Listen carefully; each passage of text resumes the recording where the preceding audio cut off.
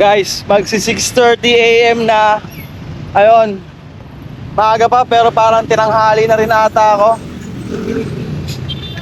Dadaan kayo LTO? Ito guys. Pag bumangon ka ng mga alas 7 rito, wala na.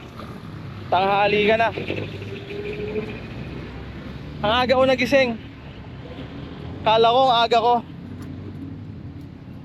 Tapos ayun, Lunes pala ngayon. Yan natin. Tara, punta tayo dun sa bus station. Lalo pag Lunes. Tara, tawid tayo. Alam ko, traffic na to eh.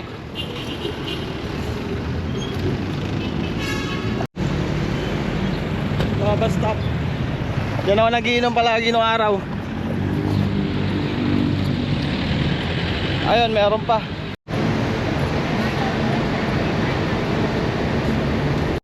Nagkamali ata ako. Iba pala yung jeep na sasakyan, guys. Dahil pala din ako sumakay.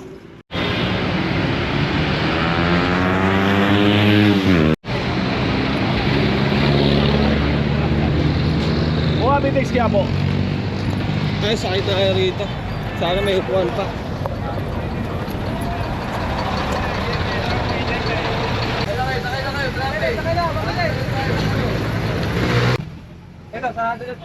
Pwede na to guys. Kasi pag mamili pa ako ng sasakyan, naabutin tayo ng shop dito sa traffic. Sa mapresko naman ngayon, hindi man masyadong mainit. Ang dami nag-aabang guys oh.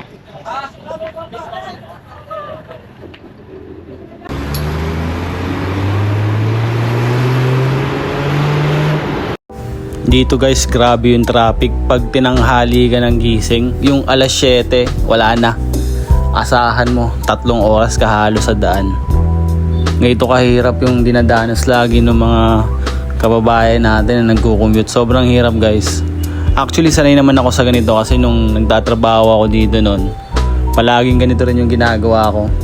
Buti nga ngayon uso na yung motor. Siguro kung dito ako nagtatrabaho, malamang isa ako sa mga rider at nakikisiksik, nakikipagsapalaran sa daan. Ayun, umalis ako ng mga 6:30. Kala ko ang aga ko, yung pala late na rin pala yon. Pero ayun, tsaga-tsaga lang. Ayun, habang nasa biyahe, muni-muni tayo.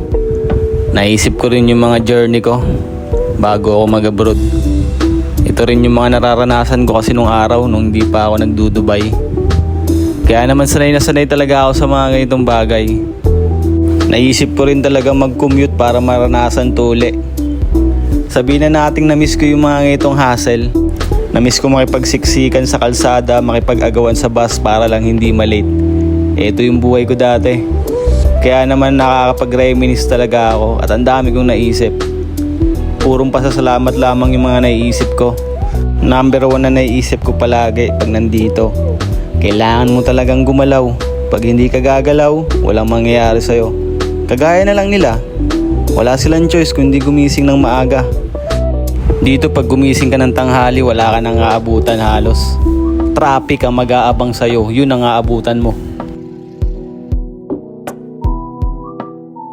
Sa bansang pinagtrabahuan ko sa Dubai, medyo na-spoiled ako ng konti doon nung dumating ako. Although nung una nahirapan din ako.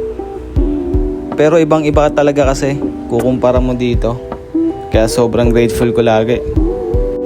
Pero alam nyo bakit ginagawa ko yung mga ganitong bagay? Kasi gusto ko uling matuto. Gusto ko uling ma-experience yung mga ginagawa ko dati. Kasi malay mo, bigla na lang akong bumalik ulit dito sa Pilipinas, di ba? At di nakapag-adjust na uli ako. Ako naman, madali lang ako mag-adjust kahit sa bansa at lugar mo ako dalin. Nakapag-adjust nga ako dun sa Dubai na hindi ko bansa eh. Dito pa kaya sa Pilipinas na sarili kong bansa. Di ba? So yun, ganun talaga. Kailangan mo talagang makipagbakbakan at makipagsapalaran. Kung hindi mo gagawin yun, walang mangyayari sa buhay mo.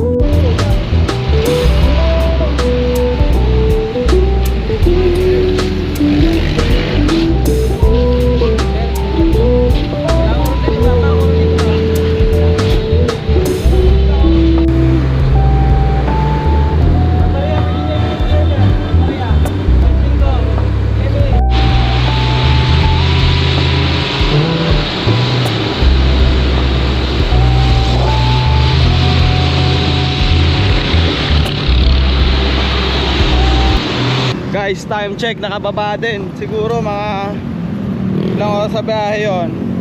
Magdadalawang oras din na biyahe yun guys. Grabe yun. First time ko ulit bimahin ng ganun. So, ito tayo sa LTO. Mamaya, kita tayo dun mamaya. So ayun guys, umalis ako doon mga alas 6. Ayun, 8:30 na. Mga 2 oras din yun. Sana hindi ganun karami yung pila para matagad tayo matapos. Dito na tayo guys.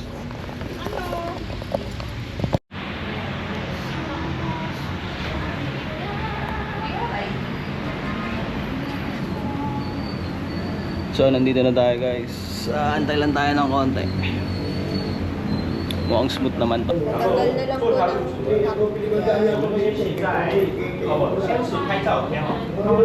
Ito na rin ba yung picture sa license? Hindi. Akala ko. Dapat di mag-smile.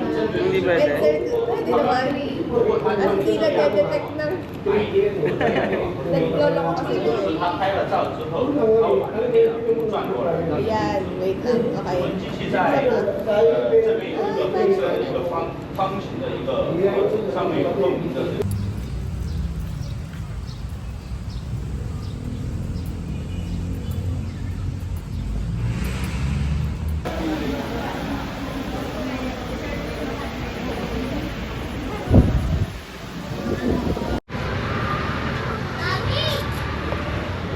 Nag-vlog ka ba?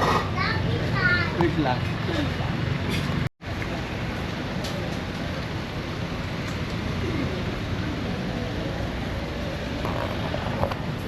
Guys, habang nag-aantay tayo ng ng lisensya natin, kain muna tayo. Medyo nagutom ako. So ayun guys. Actually, kung gigising ka ng maaga, kung mag-aasikaso ka ng maaga, hindi naman ganun kahirap kumuha ng license at magproseso. Sobrang simple niya lang at napakadali. So ayun. Tara, kain muna tayo. Yes, ma'am. Thank you, ma'am.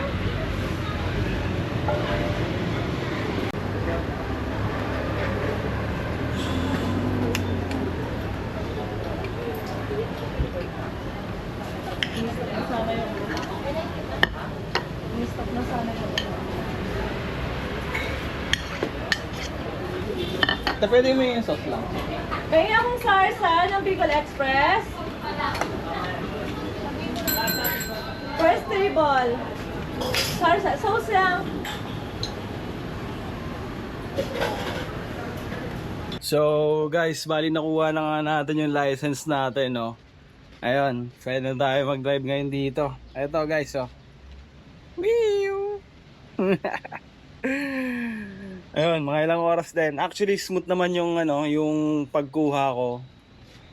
Smooth naman siya, hindi naman siya naging ganun kahirap or ganun kadami yung pila. Mabilis din yung transaction. So ayun, napakadali. Siguro ang nahirapan lang ako yung biyahe guys, pero all in all smooth yung transaction dito sa LTO. Kaya ayun guys, sa mga may license dyan sa abroad na gustong magpapalit ng license, magpa-convert, madali lang yun guys. Dito na lang yung vlog natin guys. Ayun, please like and subscribe dito sa YouTube ko. Dito ako lahat mag-update ng mga nangyayari sa akin dito, yung mga gagawin natin. Kaya guys, see you sa next vlog. Peace yo!